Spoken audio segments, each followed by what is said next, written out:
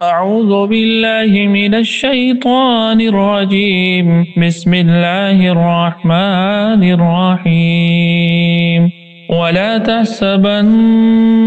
الله غافلا عما يعمل الظالمون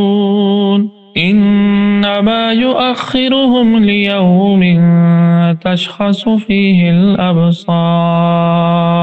مهطعين مقنعي رؤوسهم لا يرتد إليهم طرفهم وأفئدتهم هواء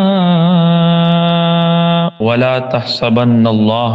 اور آپ ہرگز گمان نہ کریں اللہ کے بارے میں کہ غافلاً، کہ وہ غافل ہے، عما يعمل الظالمون، اس سے جو ظالم عمل کر رہے ہیں۔ انما یؤخرہم، یقیناً وہ انہیں مہلت دیتا ہے، لیوم، اس دن کے لیے، تشخص فیہ الابصار، جس کے اندر آنکھیں پھٹی رہ جائیں گی، مہطعین، دوڑ رہے ہوں گے، مقنعی رؤوسہم، سروں کو اوپر اٹھائے ہوں گے، لا یرتد الیہم طرفہم، ان کی نگاہیں نیچے نہیں ہوں گی، وافئدتہم، اور ان کے دل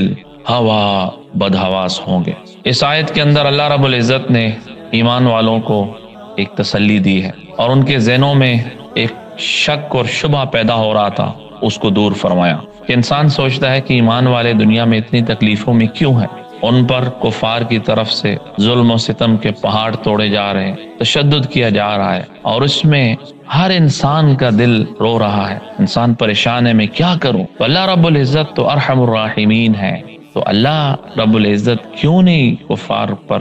اپنا عذاب نازل کر رہے؟ اللہ نے فرمایا کہ تم یہ گمان نہ کرو کہ اللہ غافل ہے، اللہ کو پتہ ہے، اللہ دیکھ رہا ہے، اللہ ان کو مہلت دے رہا ہے اس دن کے لیے جس دن ان کی آنکھیں ایسے پھٹی رہ جائیں گی، اور وہ محشر کے میدان کی طرف دوڑ رہے ہوں گے، سر اوپر اٹھائے ہوں گے، اور نگاہ نیچے نہیں آئے گی،